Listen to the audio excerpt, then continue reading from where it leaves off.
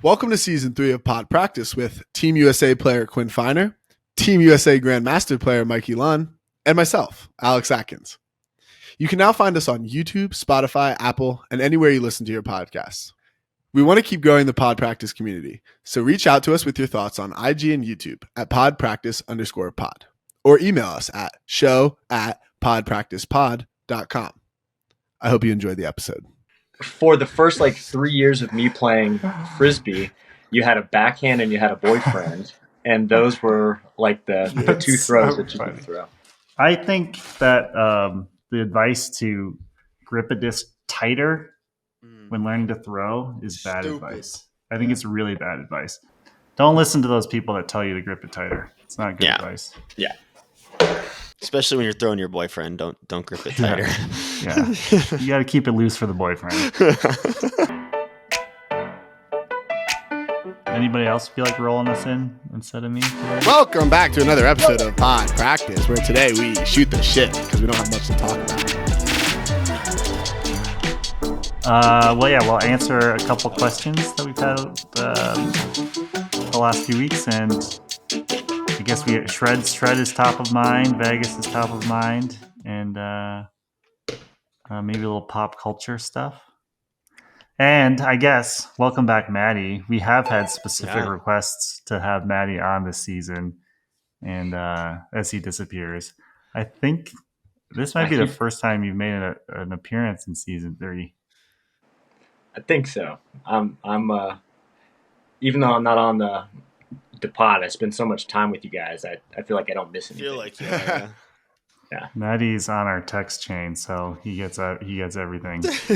I even get I should put on my Pod Practice tracksuit. We were talking, Matty. How do you? Because sometimes you're at work and we send probably 80 text messages in that chain. Do you actually catch up on them? I bet sometimes you catch up and sometimes you just say, I can't. I honestly do try to catch up. All the time. Yeah. I hate being in the dark. I'll I want to be in the loop. So I'll go back and read them. That's what I told Mike. I'm I think he reads most of them. Maybe sometimes, but I think he reads most of them. Yeah. I mean, but you guys probably, I don't know if you can see it, but my phone is constantly on do not disturb, and a lot of it is because of you guys. You can just mute us. Yeah, my phone would be vibrating out of my pocket if I didn't do that. I like when my phone does that. Yeah, it's nice. Feels good. Makes me feel important. Yeah, definitely. All right. Can you guess what I'm drinking here? Coffee. Matcha. Of course. I don't do hot matcha. Oh, from Blue. Is it Blue Sparrow. sweetened at all, or is it tasting like grass?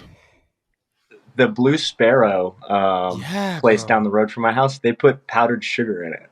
Fuck, I need to go. I had powdered sugar. I had the one near your house, Mikey, at Honey Hill called Chaga. It was Chaga matcha, something like that, and it was naturally sweetened. The mushrooms. It was incredible. Absolutely insane. So smooth. My mom is obsessed with chagachinos. Your mom is so tapped in. They were so good. Fucking San Diego every year. I swear she probably drinks 40 chagachinos Dude, in the 5 days. And it was such a nice caffeine buzz. It tasted great. It was awesome. It was beautiful. Hell yeah. I prefer matcha now. I used to slam coffee at work, and you're right. The caffeine, the buzz is different. It's different. I will say I think they're completely separate. I'm not having one or the other. I'm gonna have both. In the morning I want coffee. I've got coffee. After I've had my coffee, I want an iced matcha. Well, the problem with coffee is that a lot of places it's shit. Depending where you are. Yeah. But I also just think it's nice to switch it up. In my ideal, it's matcha sometimes, it's coffee sometimes, it's no caffeine sometimes. It's tea. I've been on just a sweet drink kick since Europe. I'm so thirsty. I feel like everything there, because you don't drink water in Europe. Yeah, it's obscene. I don't like this whole European high horse of they're so healthy and America is and then they don't drink fucking water. Yes. Of course. And they eat pastries for breakfast. I've been to like Oklahoma and whatever. Like I know there are parts of America that are not healthy, but like they just think they're like fucking God's gift of like fucking of health, everything health, and it's not true. Like they're eating shit. There's shit in their shit. Like there's not good ingredients in their stuff. Like well, apparently their wheat is just like a different species, so like it actually is healthier. We should send him RFK. He'll shore everything up for him. No, I just didn't like their attitude about it. That's all. Like they were trying to tell me Coke. They were trying to tell me because I was like, oh, you guys are like, you all drink Coca-Cola. Like you think you're like fucking healthy and shit. You drink a fuck ton of Coke. But they were telling me that there's different ingredients in Coke in Europe. They drink Coke Zero. They don't drink Diet Coke. No, they were just saying normal Coke had different ingredients though. Fuck off. I don't know, dude. I don't believe it. I don't know. Seems like they some only European have Coke, propaganda. by the way. It's like Coke and orange Fanta is all I really saw. And start serving water at your goddamn restaurants. Like I'm thirsty. Please, yeah. Like, yeah. But I don't have to tip there. By the way, we went to Five Guys last night. I did not tip. Did you guys tip? I tipped. I can't tip for Mike. No, you can't tip at a Five Guys because they're just putting it in a bag and giving it to you. But they cooked it. I don't know, man. No, but that's not what the tip is for. Is not. Well, for I gave. it, you know? Okay, I didn't give 20. I think I gave 10 or 15. I felt bad, but I just couldn't do it. No, I'm so.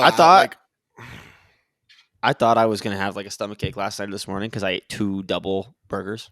That's so lit. Completely fine. That's so lit. Never felt better. Like when I go to Wonder now and get a green juice and a coffee, and it asks me to tip, and it's already like $20 for those 2 things. There's no chance that I'm tipping. 0. Yeah, I'm $20 for Five Guys too last night. By the way, yeah. After tip, I think I spent 26. But you got 2 double burgers. But I got 2 burgers. That's a big boy.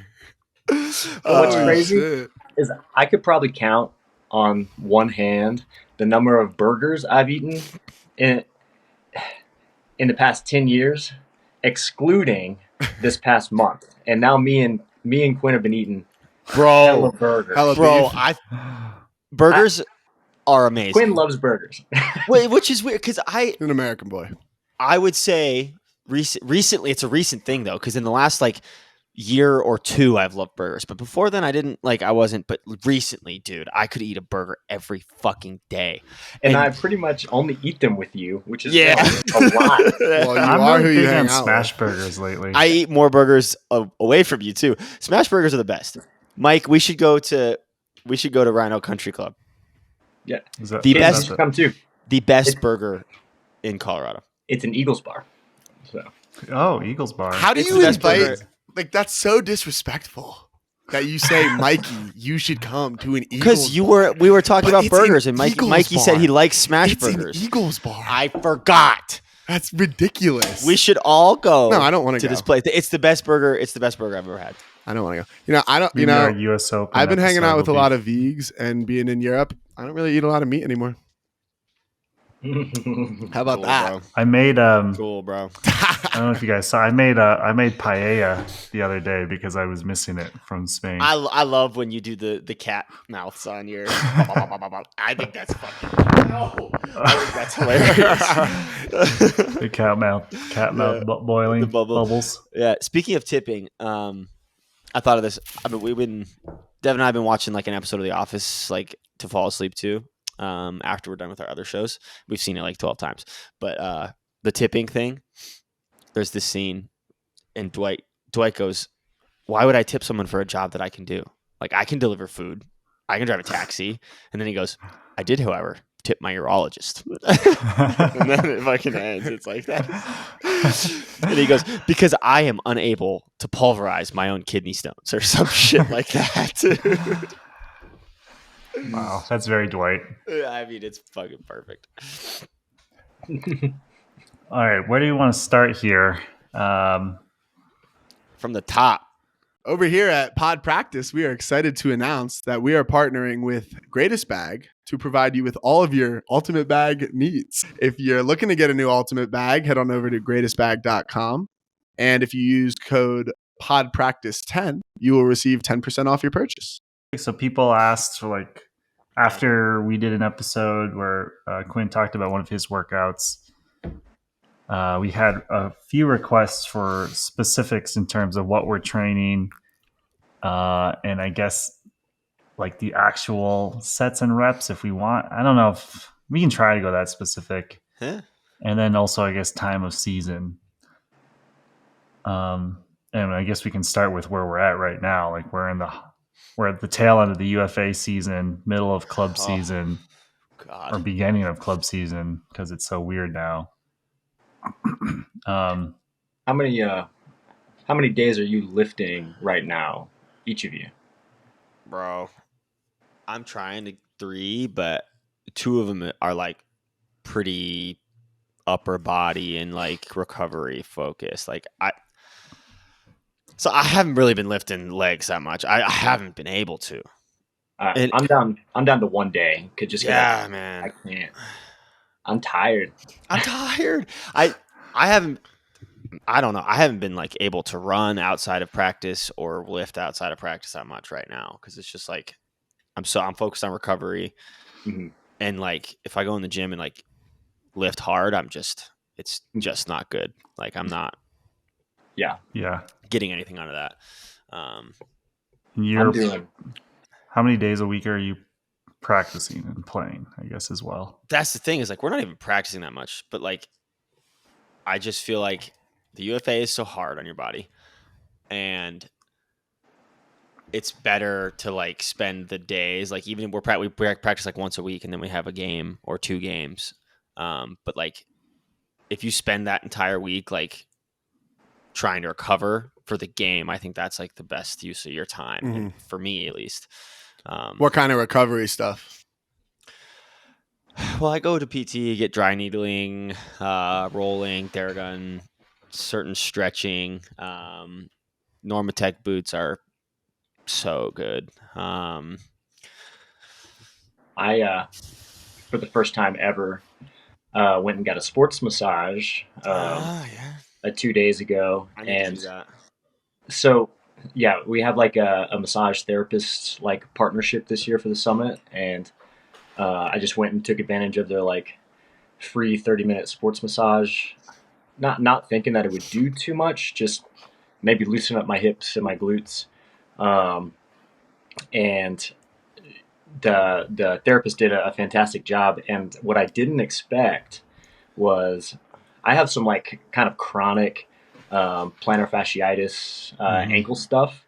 And she like really like kind of kneaded in the arches of my feet and on my Achilles. It hurt bad. But at practice last night, I felt great.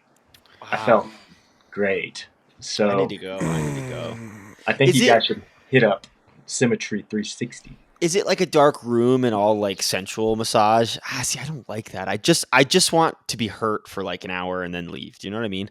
No, like, but part of it, I think that's so important is the relaxation. Like I find that like closing your eyes, breathing, and just like focusing on relaxing your body is so good for recovery. I don't know. Yeah, I wasn't relaxed. I'll tell you that much. I'm not there for the relax. I just want to like just hurt me and then I'll be on my way. Yeah, but I'm right there with you, Quinn. Basically, like, I'm focusing so much more on recovery right now than I am of like squeezing out the last little bits of performance. Yeah. And I will lift once a week and I will run track once a week, and that's pushing it. I got to be honest, like, just because I'm so tired. Mikey came and saw me at the track on Sunday, and I had planned on showing up and doing what we've been affectionately calling Grant Grinder, which is 5 by 2 200-meter sprints, you know, and I just didn't have it. Like I was tired. So I just did some tempo runs. I think that's like a really good piece of advice too. It's like you can go somewhere with a plan to do something, but if you are not feeling it even in the slot, like just like a tiny, if you're feeling like a tiny bit off, like you shouldn't do everything. Like you should just try and be healthy, honestly. Yeah. And I'd honestly be curious to hear what you guys, I know they didn't ask about supplements, but like I've been trying to find sort of like that magic bullet as like what can help me with my performance, you know? And I don't think there's anything that you can do that's good for yourself, as good as like getting good sleep and eating good food. Yeah, 100%. Yeah, kind of it. And then getting your body moving a little bit for like blood flow and shit. Yeah. Creatine's the only one that I consistently take. I think that's good. Yeah. I've been off the teen. Yeah, I haven't. I've been off as well, but I did just put it in my Nalgene today. Because I'm more lean. I'm more lean off the teen, and I like being lean. I'm in on my like skinny runner phase now. Like I think living with Saad had me wanting to be like 200 pounds, huge. And then post living with Saeed, now I'm like, no, I actually am kind of down to be pretty much like I want to be strong, but pretty much as light as possible for playing because I just feel like I move better. And watching some of these, I just think like being in shape is like number one, numero uno, being able to run for a long time. Yeah. We were texting about Don, and Don can just run forever. It's ridiculous. And the other thing that I like about what Don does that I want to incorporate more into my training is, and I was talking to Quinn about it a little bit yesterday, is like slightly curved runs instead of like always making like hard cuts, like more just like little curved adjustments while you're running to keep your defender off balance and to always be like probing. And I think he does that really well. And it's just probing. Just probing, constantly asking questions. And I think biking is, you got to be biking for recovery. Low, getting the legs just going. Zone 1, zone 2, just getting those legs moving. And I want to get them. I want like a full-time masseuse. Like you look at other. Yeah. It's coming, bro. That would be sick. Soon. I'm gonna have one because you look at the other athletes, like they in top level sports, like they're getting massaged all the time. I mean, they have whatever they fucking. I'm working. Chet on Holmgren, $250 million. That's what a joke. That's a waste of money. I was saying that the Triple J contract was stupid, but this one, $250. No, dude, Chet's better than Triple J, don't you think? He's $50 million a year. Good. Bro, I mean, he I feel like nobody should for a full season. He had like but part of it's they just 10 won the points championship. in the final. Like you're 250. You're gonna be hyped. Yeah, but he's like a prodigy type. Like he was like they're not going to be able to keep that team together though, which makes me sad. Like, that's it. I do hate that about. He's a unicorn. The NBA. Because they're gonna have to pay Jalen too.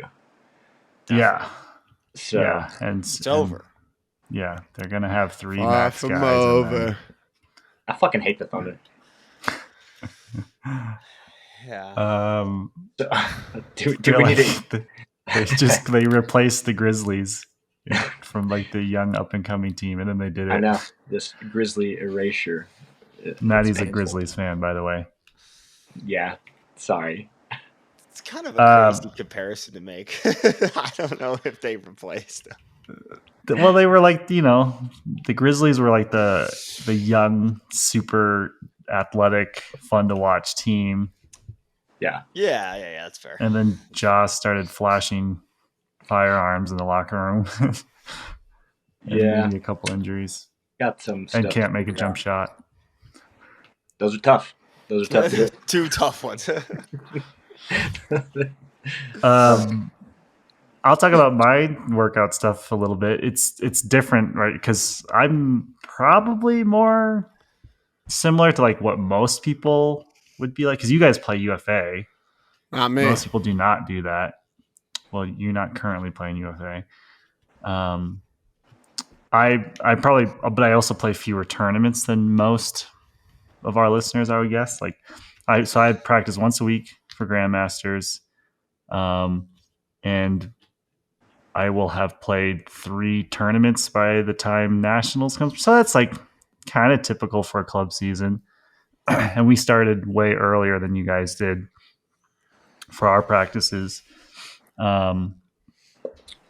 If I'm in town, not traveling for 3 weeks, I do something literally every single day, and it's minimum like a mobility thing, which I work in a lot of PT stuff because similar to Matty, like I've had issues with my feet. Achilles tendonitis has been a huge one for me. I post about it like once a month. I swear to God, in our Summit or Bravo Slacks. Yeah. And then just general tendon stuff. So like I've had IT band issues, which manifests as a lot of knee pain. And like basically everything comes down to my hips. If I can keep my hips strong and activated, hips and glutes, which I kind of put together in one category, everything kind of solves itself. And then also feet, like finding the right cleats, etc. But anyway, so I'll do mobility at least I'll do that every single day. For me, I'm still lifting twice a week. But I'm not, it's more single leg stuff or full body stuff. And it's not focused on heavy, not super. So I'm not going super heavy either. Yeah. Like I have nationals in 10 days. So I'm not. 10 days? That's crazy. I know. That's I can't believe it. Crazy, dude. Oh my gosh. Stuck up on me too. Where is it this year? It's in Aurora again. It's here still? Okay, cool. Thank God. Is it the weekend after our final home UFA game? Yeah. Is that weekend? It's like the 18th is the. When's our final home game? So it's the same weekend. All right, we'll come watch. Yeah, we'll come watch. Sick. Finals is not until Monday, so. Okay, we'll come on Monday. Well, I can come on Monday. Quinn's not busy. Wait, we actually last rusted year, right? medals. No. Yeah, when was that? There. Was that last year, or was that? Or was that Master? Which one was I at? Like a while ago. You were there 2 years ago. Right. You were there the first year we won. I was there last year because we had practice that morning. Oh, okay. We won that year too. At the field site, yeah. You guys beat Rusted Metal, Boston. Yeah, on and Universe. This year they're in our pool. So it'll be a tough pool because they sucked at regionals. Oh no. That's crazy. Which probably just means they didn't bring their team to regionals. That's so annoying. I'm running at least twice a week outside of practice, and that's usually something similar to the grinders, but I can't do that with as little rest as you guys do it. So I'll run 200s, usually like 150s or 200s. If I do 150s, it's on the field with cleats. If it's 200s, I'll run it on a track. And I also do less. I usually do 6 to 8 reps instead of 10. And then I do a speed workout.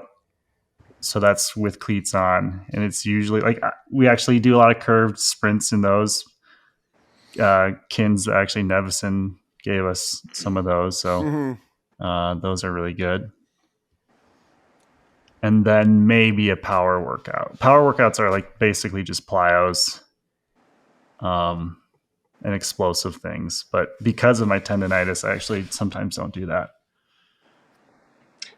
I always thought like a fun series would be like if we went and visited like each of our teammates, like if it's a home gym or like just their preferred place of working out and doing their preferred workout. Like just to I think it would be a fun series. Like if you guys came here to me, I would take you to my favorite set of stairs, and we would do my like stair circuit sprint workout. If I came over to you, Quinn, what would you have us do? Well, we'd have to go to the Vasa. Okay, Vasa great. Fit, and do some hamstring isos. Yeah, just sit there and do hamstring isos till your CNS is so depleted you can't move. Okay. Usually do some like trap bar pulls. Yeah. I haven't been though, but yeah, we probably do that. Nordic.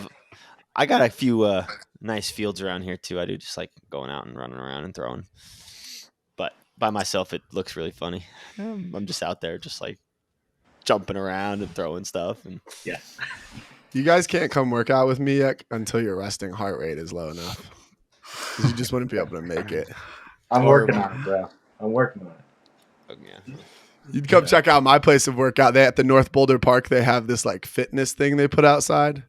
And it's just like there's pull-up bars and different like things on a just calisthenics stuff. Yeah, it's like calisthenic stuff. So I can do like pull-ups, push-ups, single leg squats, and then I've been doing like all my isometrics and like mobility stuff there. Nice. Who do you think can do the most pull-ups in this group?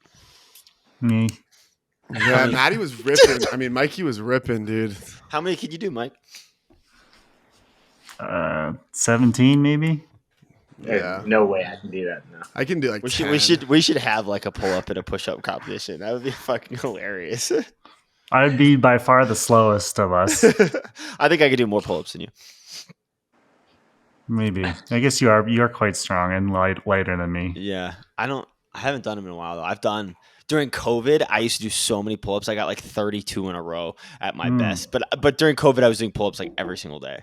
Yeah, I don't think I ever got to that point. No, that's ridiculous. Yeah, I couldn't do that right now, but for sure. But yeah. Okay, I'd win the Nordic competition. Definitely. But you would give me a run for my money there. I don't know if I could. It hurts my IT band, dude. Hips, dude. You got to get your hips strong. What else on workouts? Anything else specific? Well, it sounded like they asked kind of different parts of the season. Do things look differently? And for sure, whenever I'm in like the off season or the preseason, I lift 4 to 5 days a week, and I sprint just basically 1 day a week. And the splits are basically like 2 upper days, 2 lower days, and 1 sprinting day. So obviously way higher volume of gym and lifting and stuff in the off season and preseason. And honestly, I try to keep up that productivity for as long as I can. But once we're in full UFA, the swing of the UFA season, I can't do it. Like it's impossible. It's about survival. So well, the travel, I was survival. thinking like the travel, and recently I'd just been traveling so much, and it made me so depressed. Honestly, I like couldn't. By the tail end of it, out as much. You can't. It's just.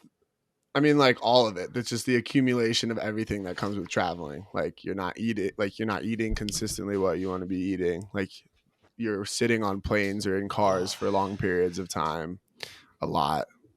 You can't. I mean, like. Honestly, I'm still able to get workouts in if I want because I can just do the simple body weight stuff. Like I don't mind doing that, but it's really more the consistency of other parts of my life, and also just I'm too sitting obsessed. and stuff. Like in Brussels, I borrowed someone's gym card, Ava's gym card, and went twice that while I was there. And in Madrid, I went to a La Viva. That's what I'm saying. Gym or something, Viva Gym. You can get the workouts in. It's the other stuff. But it's so interesting too, because like, well, I ran. Sorry to interrupt. I ran conditioning at the fields at Logroño. Like, right. It's doable, but it is more difficult. Yeah. It just depends on what you need too, because like when I went to Europe, I took like 2 weeks off completely. Besides like walking, like walked a shit ton, but whatever. And I felt at London Invite, I was like, wow, I'm healed. Like I feel so good. Mm-hmm. So like it's good that I didn't. And every day I was like, should I go do something? I was like, no, I'm not gonna do it. Yeah. And because you guys are pounding your bodies like crazy with UFA. Mm-hmm. Pounding bodies. Mm-hmm. Yeah. Do you think your schedule is going to look a little bit different, Quinn, after the UFA season is over and we're doing club stuff? Yeah, I think so. I'm definitely going to try to be like doing a track workout once a week, and getting into like at least trying to lift legs like once a week. Still not like heavy, but like it's funny because club, like you can do that because you don't have a game every week. Like Right. you don't like if you go to practice and you're not feeling 100% because like you did a track workout or you lifted or something like that. That's fine. Like that's not a bad thing. But like going into games, like you just can't. So that's what I've been feeling lately. Like I just been feeling old. And next year, like I feel like I'm gonna have to pick one or the other. And to be honest, like club, it's sort of just a better schedule for my old man body. club is Like club, yeah. Because like I can, it's like roughly a month or so between tournaments.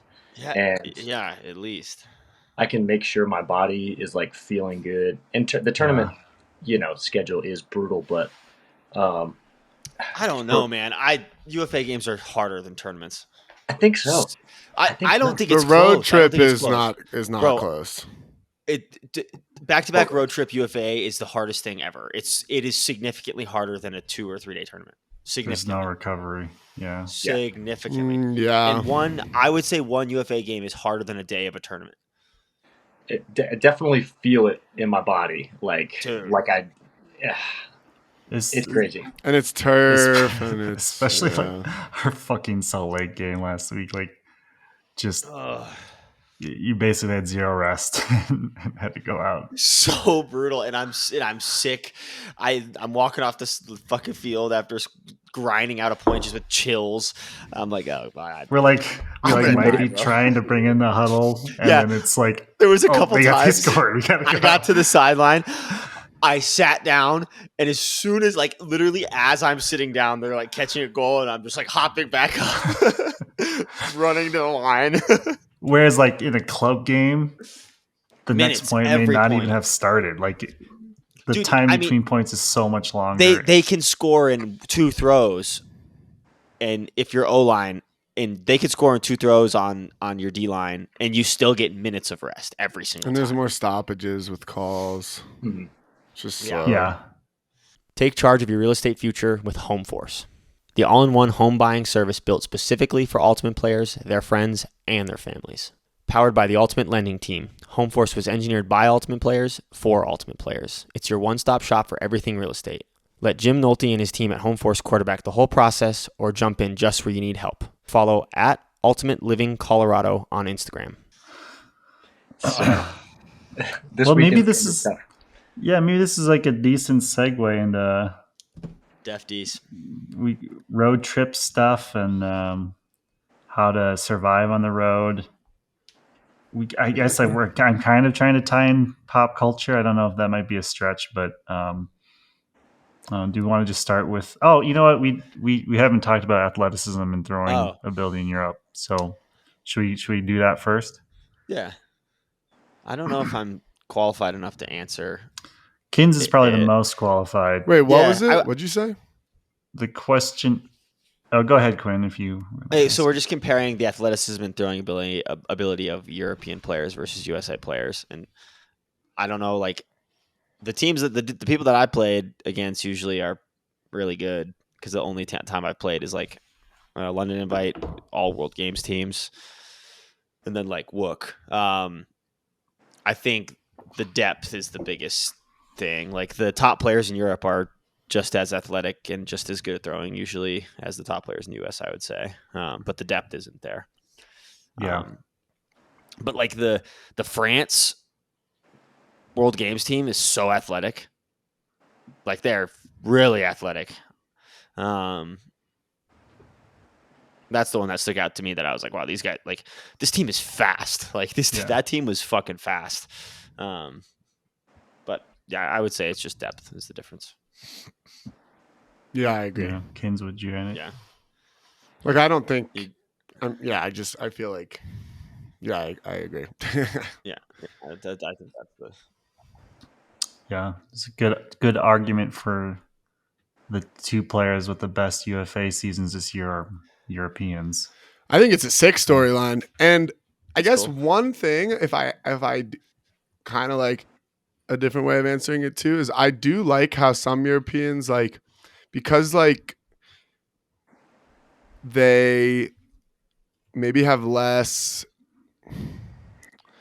pressure to fit into a norm that like some players coming into a top club team would have a little bit more creativity with certain throws or different types of throws, which I like a lot because it's I'm down for innovating and new things. And I don't ever want to be like the old head that's like, no, you have to throw it like this. Cause so I think that's cool. I do think it seems like Europeans are a little bit looser with the disc than like just like trying shit and like throwing dangerous stuff a little bit more often than US players would. And I think a lot of that is what you guys are talking about and what Kins is talking about. Yeah, exactly. A little bit. Also, you're not getting punished as much. So, like, I think some top teams, like, you get tighter because the D line, like, is for sure going to score. So you, like, get even more tight with, like, how you need to score. Whereas, like, you're not necessarily getting that same level of efficiency from the defenses in Europe. So, yeah, that's true. But, like, dude, those clips of, like, some of the Schmidt, they were, like, that clip of Launders throwing up the Schmidt ball to Tobe against that little Canadian. Like, dude, I've been fucking poor Canadian. Dude, that's all I want in my life, man. Like, literally just someone who will throw that Schmidt up. That's all I want. Tobe's last assist in semis of U24 to Sofian. Yeah, insane. Yeah, like, oh my God. The psycho throw on so sick. Crossfield blade. So sick. Off of 1 foot. Yeah, so sick. On Universe in semis. On Universe. Insane. But I love that. And I mean, I wonder how much of that is European / also just being younger. Like, I think people have that. Pingu, like take Pingu for example, incredible player, just a psycho with the Frisbee sometimes. Pingu psycho, like, for sure. Yeah. I think that's like amazing player. Psycho. I think you're right though. Like, if they like. The fact that there's so much skill in the U.S., like depth of skill, it makes people more conservative because they're like, we just cannot turn it over. If we turn it over, we can't stop them from scoring. For sure. But I think you got to throw shit up to playmakers. Like, I love that. I love that. Especially like, man. I agree. Because I think with good throwers, like you make those. It's not really throwing shit up. It's just like if you have a one-on-one matchup and it's like, not that open, like you should throw it. It's not like you're throwing shit up. It's like this is a one-on-one matchup. I like this receiver. I'm gonna throw it, 100%. And I'm gonna try to like place it in a way that this like is good for this person's strength. Like if I'm throwing to UCANs, like I'm just gonna probably throw just like kind of a lob a little bit. Lob it up, dude. Yeah, totally. Yeah, that's like the only way we could score. And I played like on a low-level college team. And it was like there were just 2 of us who could throw and catch. And well, that's the thing is like if you know that this person is going to get it. You talking about Brown? Is this Brown? You went to Brown University? Yeah, low level, not super good. Yeah, located in Arkansas. I didn't know Brown. I didn't know Brown was in Arkansas. That's crazy. Yeah, it's new. So, new Brown. But like I don't know, yeah. When you don't have the depth, and you just have like 2 or 3 good people. Like I knew that when Abe Coffin got the disc, I was planting and going out. Facts. You know, and he was throwing it, and he's no matter what. And there's something about when you cut deep and you know it's coming, no matter what. Like even if you're covered and you know it's coming, commitment. You're committed to the shot, but like. It's interesting because then watching Don and Tobe in the UFA, people are just throwing shit up to them. And those are American players. Like Paul is throwing that shit up to Don all day, every day. That's Paul's style too. Yeah, right? Paul does that anytime, dude. Paul always does that.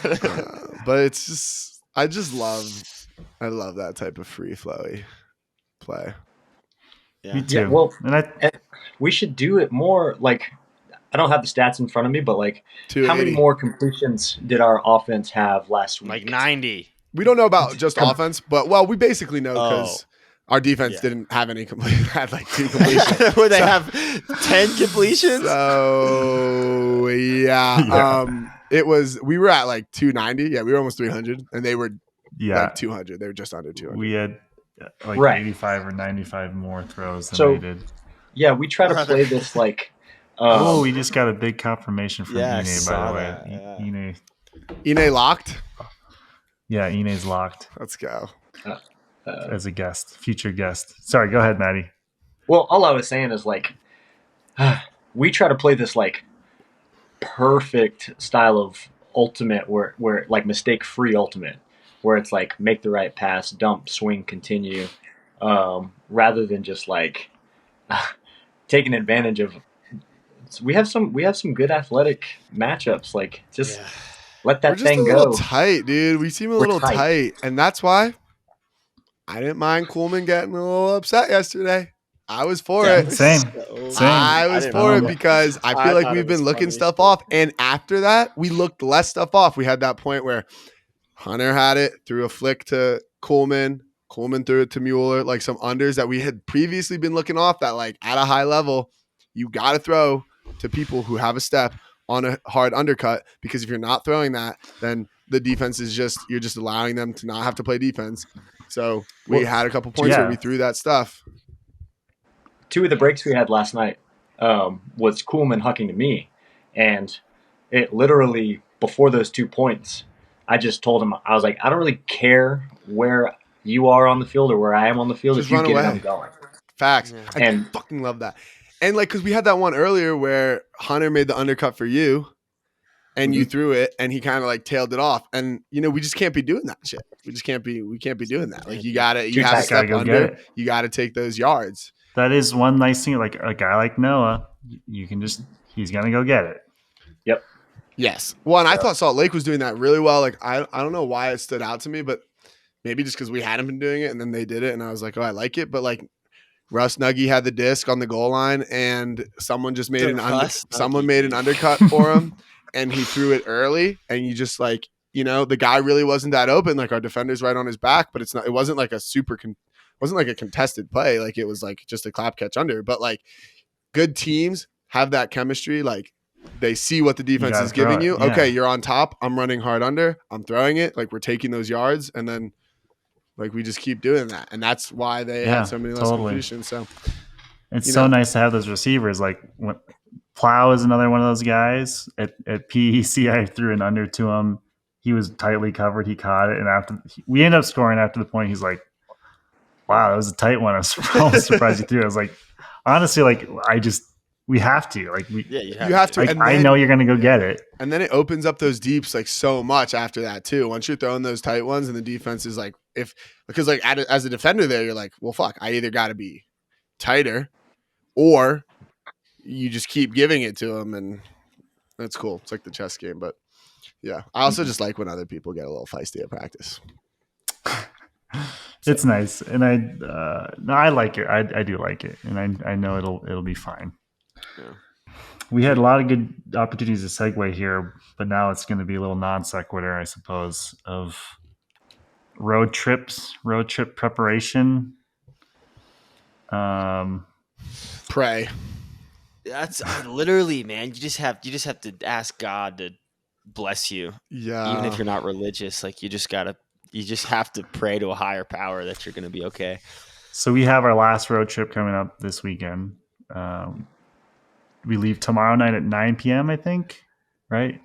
Thursday night, we fly to Salt Lake, sleep there, play Friday, stay there overnight. By the way, every food establishment in Salt Lake City closes at like 7:30 p.m. 3 in the afternoon. So we have to prepare that way as well. And then we drive 6 hours to Las Vegas. Dude, play there. Sweet fuck. Just make sure we beat Vegas, bro. And we have no hotel that night. They should be favored. They should be favored. I don't even care. me We're the dogs. Me and Quinn got a hotel. -3. You did get one? Oh. Yeah. Well, can I pay you some bucks to sleep on the floor? That's what I said last time. I was like, you should just get a hotel. Like, I don't even care. I didn't know we actually locked that in, Matty. That's awesome. I booked that hotel because I can't sleep. Yeah. I can't sleep on the airport bar again. No, dude, it's terrible. I mean, I think that's why I got sick. It's because I was sleeping on the airport floor. I'm just imagining germs just crawling all over me. Yeah, 100%. Like 5 second rule, but I'm down there for like 2 hours. In you, bro. Yeah, bro, that's what I'm saying. Those germs were violating you. I'm just a piece of meat, just getting You're a petri dish. Yeah, man, down there on the floor sleeping, carpet in the fucking Portland airport, God only knows what's in that carpet. I'm sick for 2 weeks. So we suck at preparing for UFA road trips, is what it sounds like. Definitely. I mean, yeah, because I do yeah. feel like we leave some out there, like a little bit, just as like, well, I don't know. I will say, and individuals. I feel like you guys are probably in agreement with me. The last road trip, it was really difficult travel wise, but I liked it better. We fly out Thursday night instead of Friday morning. Yes, we would not have beat Seattle if we didn't do that. I don't think so. I think we would have lost. I think so. Being able to fly in Thursday night and just sleep in the hotel before our game, I think, is massively important for us. Rather than like having being on a plane the same day. It sucks. It sucks. Well, so bad. sleeping. Yeah, sleeping is important. So yeah. But yeah, Salt Lake's so funny because like we arrived. I'm not sure what time we arrived, but literally the town's It's not closed. better. Well, and you're gonna be by the time you get rental cars and everything, it's gonna be super late. No, the rental car place is closed when we land, so we have to take a shuttle to the airport, go back in the morning, get the cars. Yeah. So because everything's fucking closed at 3 p.m. Well, you're gonna land super late in Salt Lake, so you're not really going to sleep. It'll be okay. It'll be certainly better than. I guess, but we can sleep till whenever we need to. Yeah. And then this will be the furthest we've had to drive between locations, so it'll be interesting. Like it's a 6-hour road trip, right? Is it really fucking 6 hours? And then you're playing that day. Yeah. Yes. GG, man. Like, see, this is where if you were betting, like if they had sports books and Summit is like minus 300 or whatever against Vegas, I'm like 12. I'm sorry, I'm hammering Vegas. Yeah, I'm hammering. Like, think about it. We would have been like minus a lot against Portland, and you would be just going all in on Portland, knowing the circumstances of this shit, dude. And if the bookies knew that crazy. We're only going to have like 18 people.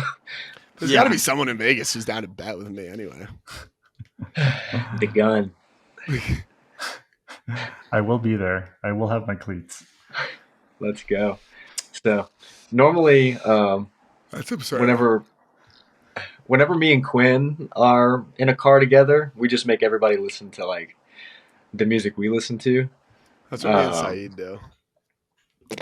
Last time I was in a road trip with you, Ken, you made me listen to a Huberman podcast. We listened to. I was in that car. We listened to Leonardo da Vinci podcast on the last one in the Northwest. It was that tight. It was good. Man. Yeah. So yeah, talk about the car. Like, what is car time like? What do you guys? To be honest, like car time is my favorite team bonding time. It's really fun. Your conversations like.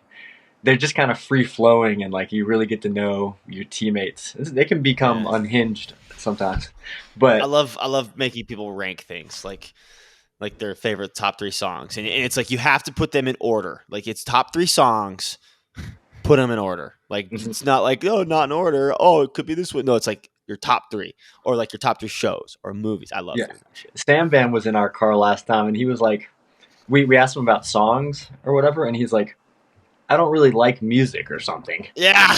He's like, I don't listen to a lot of music. Which I thought that was crazy. It's sad. But that's something it's good to know about a person, you know? Yeah. You can stay away from him. Yeah. Dude, we were in the Just kidding, I love you, Sam Van. They put Saeed and I in the freaking CSU car last road trip. It was crazy. We had TK, Sam, CT. Damn, it really was the CSU car. Yeah, dude. That's crazy. That sounds fun. So. Maddie, you had the idea of recording to and from practices. We should mic up some people in the vans. I honestly do want that to be a segment. Like, literally. I mean, you guys don't really carpool with people, do you? Yeah. No. Well, I easily could be carpooling with you and Noah and Becky. Yeah, we had a pretty solid carpool going, and then like on the way home after practice, like at practice is so fresh. Whatever you did that evening, like once you get in the car, you just immediately start like dissecting stuff. I love that. It's my favorite. Yeah, and like you feel like you really do like suss out a lot of. I don't know. They're really good conversations, and I think, maybe like recording the drive home would be a cool thing to do.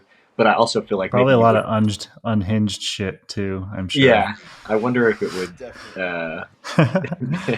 be okay. It would be better if we didn't tell people that we were recording them. Can we do that? Is that illegal? Is that allowed? I don't know. Then I don't like if I feel like if you tell people that you're like recording, like just takes reps. It's like they're inauthentic or they're not. Yeah, I don't know. Once they get comfortable, I'll try it. I'll try it with Kuhlman and Becky, and we'll just see how it goes. That would be. I think that's a good idea. And maybe we'll plan to mic some people up on the way to Vegas on the road trip, or after Vegas. Yeah, after Vegas, I just didn't want to do what we did last road trip, which is like go straight to the air. Honestly, it wouldn't have been a problem if the Southwest like ticketing counter was open, but it was closed, and we just had to go find somewhere. No lounge. Well, you can't even get to the lounge. They're closed. Fuck, man. Oh, because you guys can't use the app when it's on the road trip. Exactly.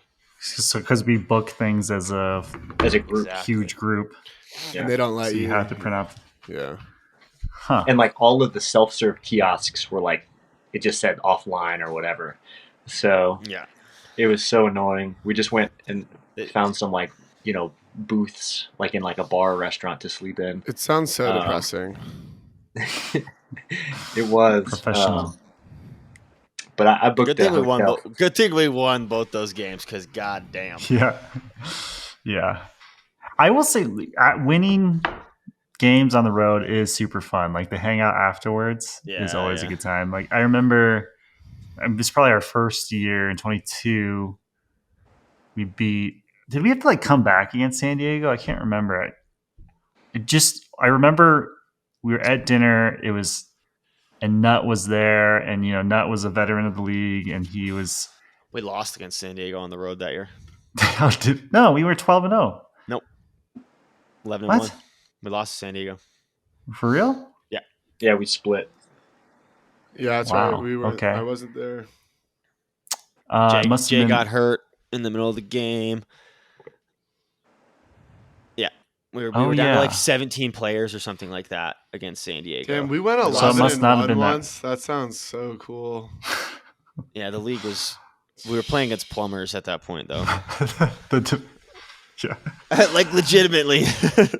But anyway, it was just one underscore. It's like it's a fun time. It is. It's very fun. Except playing. The playing sucks. Support Pod Practice by visiting our Ko-fi page. Donate and we'll send you a sticker. You can also support the pod by visiting the Be Ultimate Pod Practice store. What are we going to call this segment? This could be a segment, pop culture segment. Okay. Okay. Pop culture. Pod.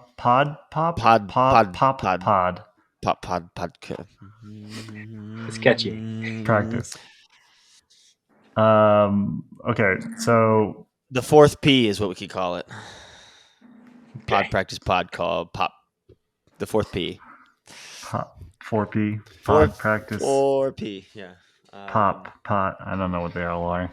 Okay, what are we watching? Quinn and I are big anime junkies, but I know that Matty has a specific thing he likes to watch on the road. Sounds weird phrased that way. It's kind of turned into a Bravo and Summit like staple, though. To be honest, it has, which is Harry Potter. Yeah. So like when we're in the hotel, everybody like messages like, "Oh, Harry Potter on channel 52," and then we all Harry Potter. Harry Potter. It's always on. It's always on TV. One of them is always on. Actually, no, it's always a marathon. And they always we looked for it at PEC in honor of Matty, and we could not find it. Because we watched Happy Gilmore. That's great. That didn't help. Me and Quinn have been in the hotel together the past few road trips, and I usually put on Diners, Drive-Ins, and Dads. That's a good one.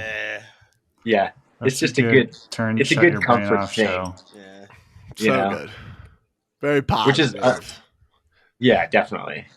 So, which is why I watch Harry Potter, is because it's honestly just like a comforting thing to me. I watch it all the time. And so if you're traveling and travel's difficult. So if you can have something comforting on in the background, it kind of helps me center myself.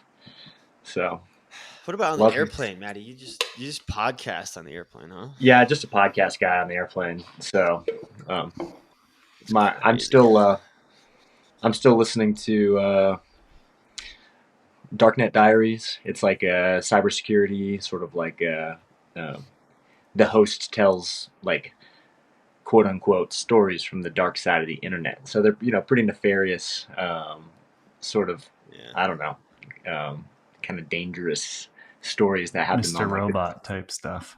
Yeah, Mr. Robot, which is another one of my favorite shows. Just came to Netflix. If you guys are looking for, I was thinking about watching it actually because it came to Netflix. So yeah, I love it. I'll say that it's really awesome. Season 2 is like really slow. It's like one of those. It feels slow, but all the information is really important. And like I feel like that season kind of like filters out people because it's so slow. But if you can't do this anymore. But if you push through it, you'll be happy you did. So, for me, it was the length between seasons. I lost interest by the third one, I think. Well, now I loved the show. Yeah. So, now I can just binge it. Just straight through. So, I don't watch anime like you guys. I've told Quinn this before, but basically, like, my introduction to anime was probably incorrect. I'm a big fan of like Halo, the video game Halo, and they like commissioned an anime studio to make like some anime episodes, and I hated them like so much to the point where I just like, well, I guess I hate anime. So. Red versus Blue or whatever, right? Red versus Blue is great. Though. No, Red versus Blue. That's like a YouTube series. Oh, yeah, it's like a I thought that's what the Halo. Can't believe we've never played Halo, Matty. What's your preferred? What's that? The one I played the most of was Halo 4. Halo 4, yeah. But that was probably a little post to you. Should we bring an Xbox? Saeed said he was going to bring an Xbox and he cowered out. Saeed's been saying he's going to bring one. We should.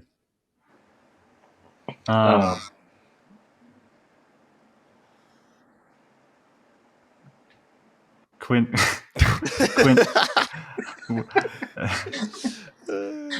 Were you gonna say more on that, Matty? Well, if you want me to talk about Halo and Xbox, I will, but I don't think people. I miss video games. I haven't been playing, and there's a real hole in my heart. So video games are a good road trip item. Probably underutilized. I have a Switch. I don't know why I don't bring it. I have a Switch as well. I have not been bringing it. And now what the fuck is with the Switch 2? Like there's games that are only for the Switch 2 now. That's how they get you. It pisses me off.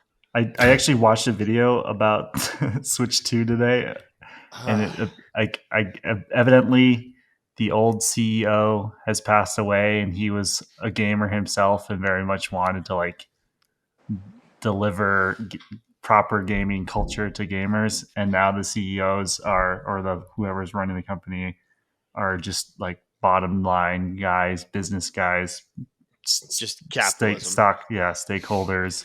Damn it. And they don't care about the consumer anymore. I mean, so Devin and I, the only video games I play these days, which I used to play a ton when I was younger and during COVID and stuff, but the only ones I play these days are Switch games that Devin and I can play together. And we played this game called It Takes Two, which is a very popular local co-op game. And we loved it.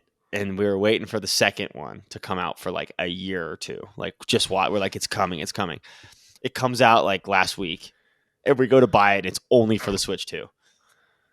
And we're just devastated. Like, just so sad. You got to upgrade. You got to pay that $600 or whatever it is. Wow.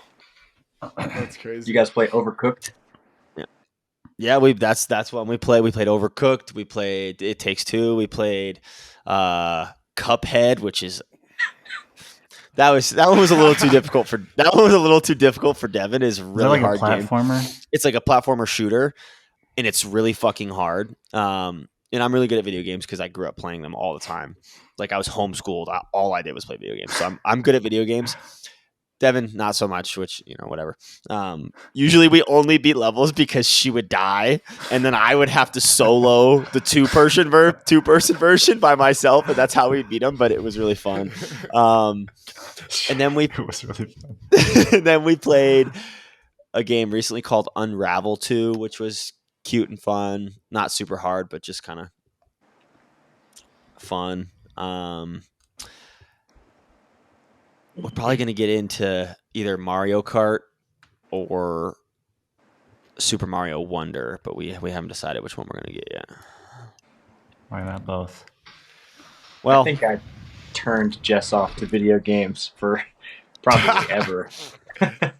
So I don't even know what we could play together, but whenever Jess and I got together a long time ago, I was still playing Halo 5 pretty competitively. And she didn't really realize that meant like you play super sweaty, like 12 hours a day, like with a coach.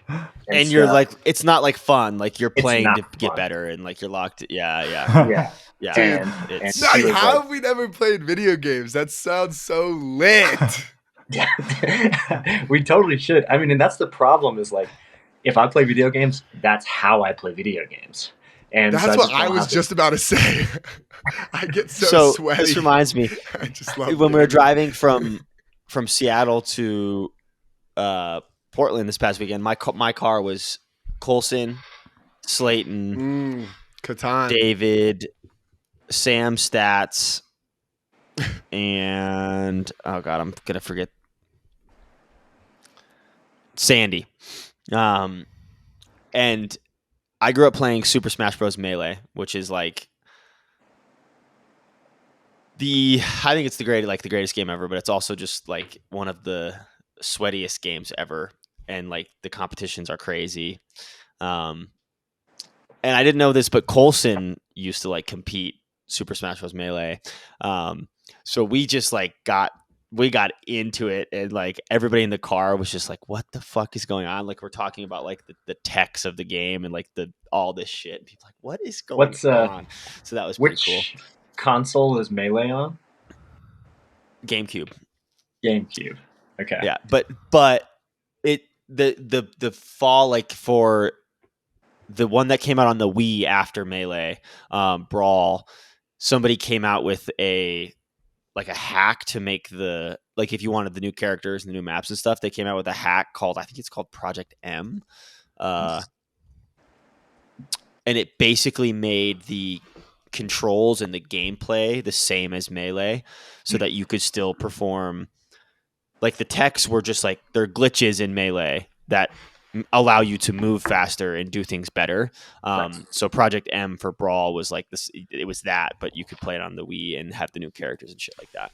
Yeah. But Melee is still like the most played one, I'm pretty sure. And that goes right for the argument of why you should be fouling in the UFA. Matty, as a gamer, you can't possibly make an argument against this. You learn the rules. You learn the rules of the game and the way that it's played, and you exploit it so that you win. And therefore, it's called a mechanic. Right, the mechanics. You find the mechanics, you exploit them, and so you win. And until they patch fouling in the UFA on the mark, especially the patch is still spirit of the game.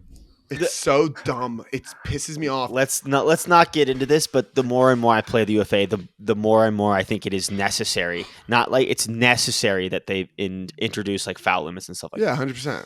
I think so. It's ridiculous. It's it. actually obscene. Like it needs to happen. No, there's no reason it shouldn't. And it actually annoys me because there's nothing wrong with fouling. Like we think there's this like high that we're like better people if we're not fouling on the mark. And the only reason we think like that is because we grew up playing Club Ultimate. Yep. There's nothing wrong with it. Like you're not a bad person because you're trying to win. Like it's not, I just like, you're not hurting anyone. You're just being physical on the mark. Like you're not doing anything that's like against like fucking, some like ethical law. I don't like it. Pisses me off. That's how I feel. Yeah. Thanks for coming to my TED Talk. Were we talking about what we were watching and then we got into video games? Is that what just happened? Yeah, which is lit. Yeah. Video games is a great road trip tool too, though. So yeah.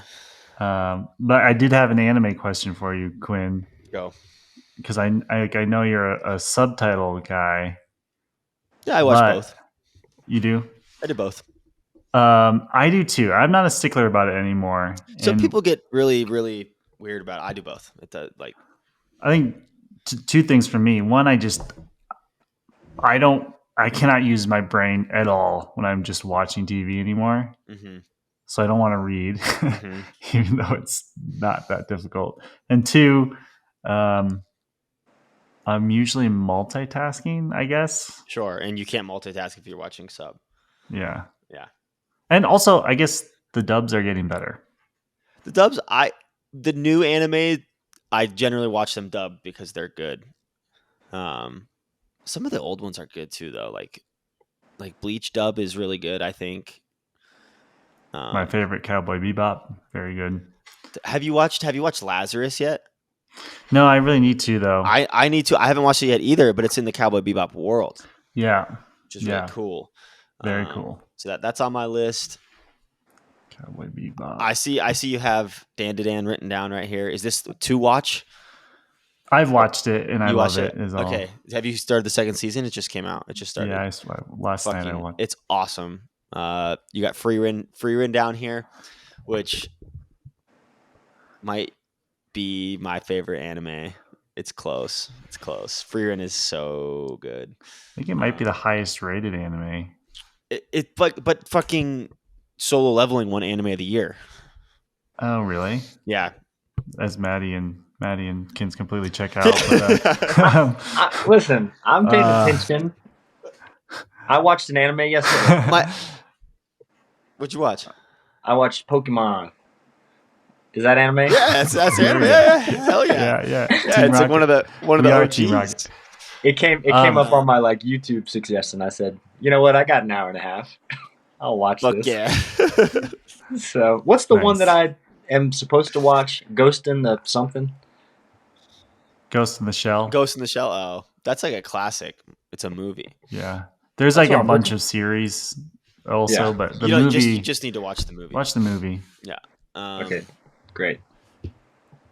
Mike, have you seen Bleach: The 1,000-Year Blood War?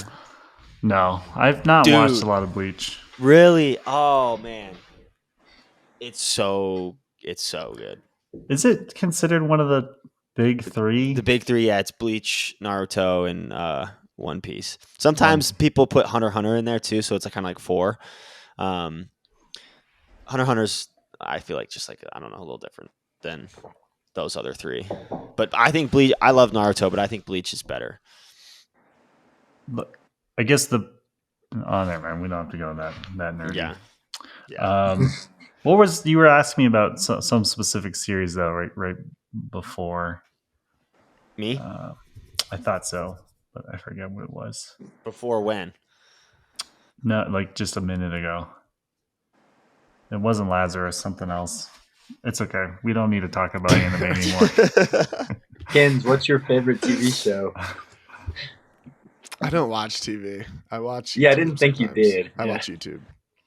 Yeah, nice. That's crazy. Yeah, and I like gaming, but I've just been out of it. And a gamer. My one non-anime thing that I have listed here is Severance. I just really liked that show. You watched it? It's so fucking good, dude. Yeah, it's good. It's really, really good. I finished it when we were in Hawaii. Oh, dude. Whew. We watched a couple movies recently. Mickey 17 I saw the other night, and I really, really liked. With Cedric. Is it funny? Yeah, with Cedric, yeah. It is kind of funny. It's a little funny. Or is it dark? Both. Okay. And then we watched fucking... Oh my God, what is this called? I thought it was going to be bad, but it ended up being good. It ended up being really good, actually. Blink Twice. It was like super good. I'd highly recommend both of those if anybody is needing a movie. Okay. I've not heard of that. It looks intense. Blink Twice? Yeah. Yeah, it's pretty fucked up, actually. But it's got Channing Tatum. It's directed by Zoe Kravitz. It ended up being really good. I can't do fucked up. Oh, really? Yeah. It's pretty fucked up. But it's got the most fucked up thing that I can watch is like John Wick. Which is just gore. Which is just not even gore. No, it's different. It's different. Yeah, it's different. Fucked up. The more fucked up, the better for me. See, you gotta watch. You gotta get an MGM Grand subscription, plus subscription, so you can watch From. You have to watch this, Matty. I'm telling you, you're gonna like it, dude. I know I'm gonna like it. Are these good road trip movies MGM too? Grand Plus subscription. Just do it. And just do the free trial, and you'll finish the show, and you won't have to pay anymore. Oh, okay. Fine. All right, I guess. All right. Send us your favorite road trip or tournament activities. To pass the time. I do think we need more games, like card games. I do like card games on like Roll the Pigs, like Hogs. Like you need like some little games to get people going. Get the people playing. That is good. I'm big on cards. Yeah, I'm huge on cards. You like Egyptian rat screw? No, I don't. I like hearts. I like spades. I like poker.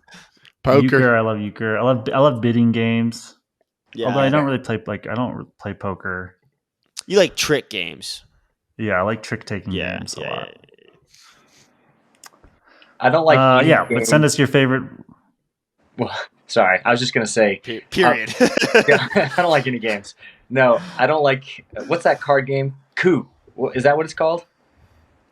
You don't like Coup? Coup's fun. No, dude. I like Coup. playing that with Ben Laurie and Justin Abel. Yeah, Coup is fun as the people you're playing with. Yeah. Okay. Yeah. I just feel like as a team, we need to be together, and Coup seems to. Bro, that is true. Code names? Would that be a good? That's like a team bonding one. Yeah.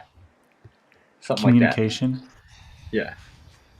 Anyway, we played. Kins and I have played chess against each other on the road. I played Coup with Mark Rawls one time. It was like me, Mark Rawls, Justin Abel, Ben Laurie, Will Laurie. I have never been so angry at someone than I was at Mark Rawls during this fucking game of Coup. It's not good for team morale. It's not good. It's not good. That's so funny. We did have some people. There was a group playing Catan a lot on this road trip. Yeah. So no, that would be good. I would like to know people's good card recommendations. Yeah, Catan's not for me either. Something that you can include as many people. Like there's really no limit. Like you can bring in as many people as what they want to play. Well, it doesn't matter, but there's got to be a range so that you can accommodate to whatever number of people want to play the game. Sure. So, Lisa P taught me Yaniv. That's a good group game. Card game. Yaniv. I'll teach it to you guys. All right. Okay. All right. Send us your favorite road trip activities, tournament activities. And should we finish with our last segment, or should we just? Yeah, no. Let's finish. Yeah. With our last. Do we want to each give a? Let's each give one. So these are The segment is, we need a name for it. Do we want to have another P? Old head myths. Pet pod practice pet peeves. I don't know. The 5th and 6th P. Basically, what we're old head myths, Frisbee myths, old head bad. Myths. Like what are some like very common Frisbee pieces of Frisbee advice that you hear that you think are just bad, like or not applicable? Air bounces are bad. That's a good one. Because air bouncing is super good. I got another one. Wait, why do people typically say that it's a bad thing? I don't think people say air bounces are bad. I think some kids get in the habit of only being able to throw an air bounce, and that's bad. Okay, well then you're just a bad thrower. I'm sorry. I guess I'm kind of Johnny is crying right now. Quinn just made little Johnny cry. Like you should be able to throw an air bounce is a very useful throw. Yeah. I guess give us a few examples of when you would use an air bounce. Throwing an around backhand with like some type of like around edge and air bouncing it to the space is like so much more effective and easier to get around the mark than throwing like a flat one without air bounce. You can throw it lower. I guess even just breaking the mark in general. Just breaking the mark on the backhand side, because I throw it inside too. Like my no pivot inside backhand, I'm releasing it like touching the grass, and I'm air bouncing it up to like chest height. And the edge, like the edge and the angle of the disc, like you can air bounce it in a direction too, and it just allows you to play with way more touch and way more range of release points and release angles. Yeah, so like I like to throw them upwind, and I also like throwing them in zones a lot, just like throwing between two people in like a cup or whatever. Totally. I have a million of these, by the way. But do one, and then we can keep them going. Yeah, you had a good one, Mike. You had a good one. Which one should I go with? Same thirds. Only you can decide that, sir. Gosh, I want them both though. Okay, we'll start with same third. I do think same third hucks is a bad look, is a silly thing. Also, like a third of the field is a huge chunk of the fucking field. Yeah, like if you break it down, for sure. I'm never hucking. That's it. Yeah, and I cannot. When do I throw a huck on the other half of the field? Like I might fade it that way, but it's just an odd. I don't understand this. I guess the statement is it's harder to read a disc that goes straight over your head, I think, is what the original myth is. And I think that it's harder. Like some people struggle to like bend it if they're right in front of you, which I think is what people are really referring to when they say same third. That it's harder to like bend it around so that it is easier for the receiver to read. Whereas like if they're coming from a different third, then you can just throw it flat forward and they can just run onto it. So like it's a slightly more difficult throw, but that doesn't mean it should be abolished. Yeah, it's only like if you can't throw that shape, then you probably shouldn't be hucking. Yeah, but you're just not a hucker. You're a bot, Johnny. Yeah, if you Johnny, I mean, if you look at 90% of hucks, I swear they're in the same third of the field. And a lot of them are people running maybe offset by like a few yards, but it's like it's just running straight away from the thrower. I mean, a third in the UFA is like 17 yards or whatever. Like, something like that. And even a club field, it's crazy. 12 yards. It's plenty of space, yeah. All right, who's next? Yeah, who's next? You can use my other one if you don't have one. Mine is the one from. It's all right. It was actually. It's not in the doc. I sent it over text. Oh, okay. Go ahead. No, I don't actually know. Mine was maybe the one I touched on earlier, which is that. Yeah. we especially here, we really focus on these like chopping and changing of directions. And like, okay, so banana cuts. Right. That's what I was going to say. The banana cut is like, you never want a banana cut. And I think that's not true. Not true. You do want a banana every once in a while and like curve. I agree. Slant every once in a while. So that's mine. Yeah. That's a good one. Matty, you actually do have one because we talked about it yesterday, and actually Kin's almost kind of talked about it. Yeah. So it's not. I don't think it's like a popular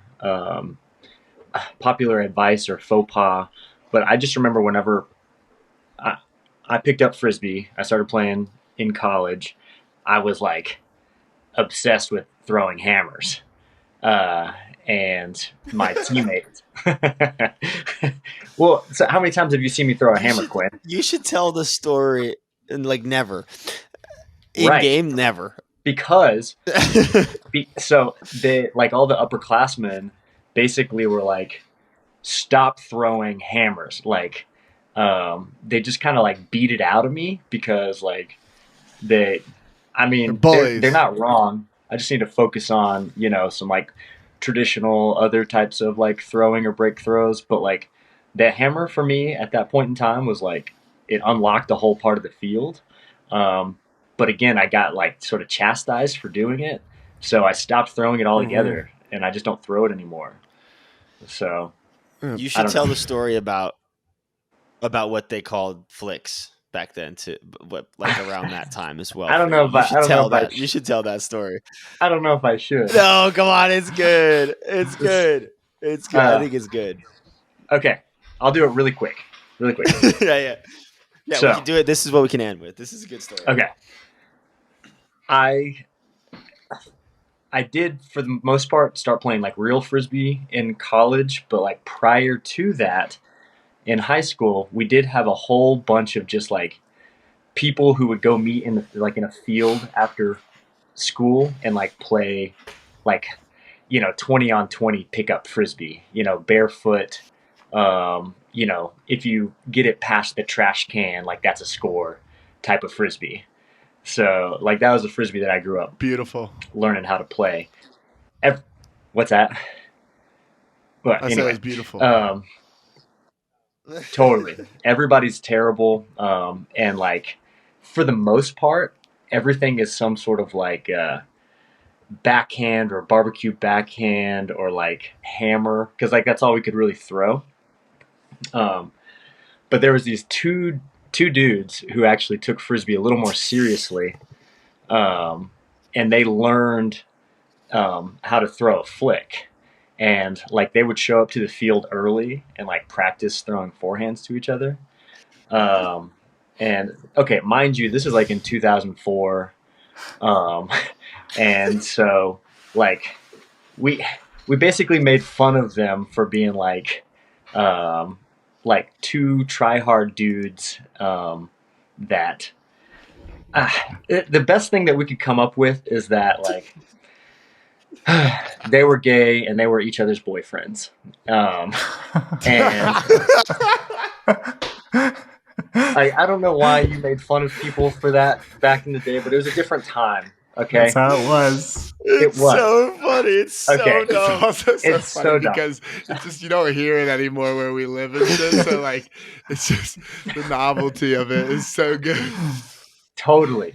So anyway, yeah, we just thought that they were just being gay, and we we did eventually see the utility in this little forehand flick throw, but we didn't. It's a great story. Yeah, but it's about acceptance, but it's not done yet. It's not done because we adopted this throw from those two sweet gay boys. We named that throw not a flick or a backhand, but it was called a boyfriend. And so like, for the first like 3 years of me playing Frisbee, you had a backhand and you had a boyfriend, and those were like the two throws that you could throw. Oh, and a hammer was a tomahawk. Forced boyfriend. So tomahawk, boyfriend, backhand. And I love my boyfriend. I love my boyfriend. I got a really good boyfriend. I have a great boyfriend. So, anyway, it was a different time. That is hilarious. So I like my boyfriend inside out. Yeah. So I'll have to humor you guys some other time of some other stuff that we used to do, because we just like didn't take Frisbee seriously, and then once I started playing in college, I took it really seriously. But anyway, Halo that could be a story for 5 another seriously, or whichever Halo. Yeah. One day I'm gonna get that Xbox. We're gonna boot up some Halo. Dude. You get that battle be careful rifle what you out ask and for. just fucking. Yeah, I'm in. Can I? That is a very good story to end on, but can I circle back to Maddie's like hammer pet peeve, pod practice playing pet peeve, whatever we're calling it. I think it is applicable because a lot of people will get pigeonholed into roles early and then not have a complete game. Like they're just like you only cut deep and dump the disc, and then you don't develop that skill. Yeah, and then I have to give my last one. I have a Frisbee here. I think that the advice to grip a disc tighter when learning to throw is bad advice. I think it's really bad advice. Because when I tighten my grip, my wrist gets super tight. And like all throwing is about being loose here. It's like leading with the elbow and letting it snap through. If you throw it, if you have it tight, then it's not available. So don't listen to those people that tell you to grip it tighter. It's not good advice. Yeah. Okay. Sick. Especially when you're throwing your boyfriend, don't grip it tighter. Yeah. You got to keep it loose for the boyfriend. All right, see ya. All right, peace out, everybody. Be seeing you.